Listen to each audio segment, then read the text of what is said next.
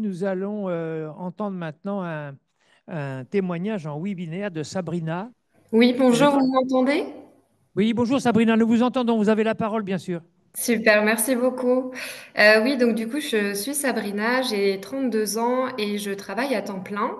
J'ai été diagnostiquée bipolaire de type 2 en 2015 après ma première crise à 20 ans. Mon thymorégulateur est le lithium. Quelques années après avoir rencontré mon conjoint, nous avons décidé de fonder une famille et cela fait maintenant 5 ans que nous essayons. Sachant que le Théralyte n'est pas préconisé pendant les 3 premiers mois de grossesse, et en accord avec mon psychiatre, j'ai débuté par arrêter mon traitement en 2020 pendant cette première année d'essai. Mon conjoint et moi avons mis en place des outils pour gérer ma maladie, comme des mots magiques, des moments de pause ou des suivis sur les vagues de l'humeur.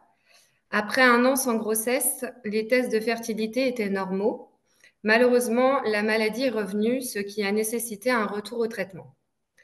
En 2021, j'ai essayé un autre traitement, le Lamictal, mais la stabilité de ma maladie a été perturbée fin 2022 par des émotions fortes, dont la perte de mon grand-père.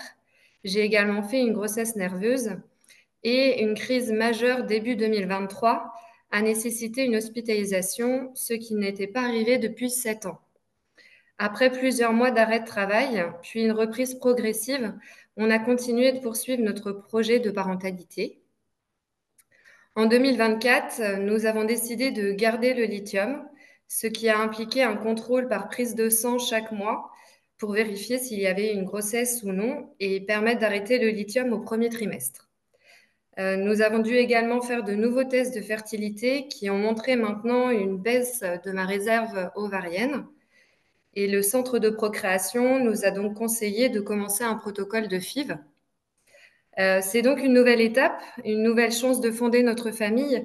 Ceci est bien sûr que la surface de l'iceberg de ces 5 dernières années, mais je me sens chanceuse d'être soutenue par mon conjoint, ma famille, mes amis et l'équipe médicale, puisqu'aujourd'hui j'arrive à témoigner pour la toute première fois devant vous et à vous dire que j'ai tout de même une belle vie malgré la maladie. Merci.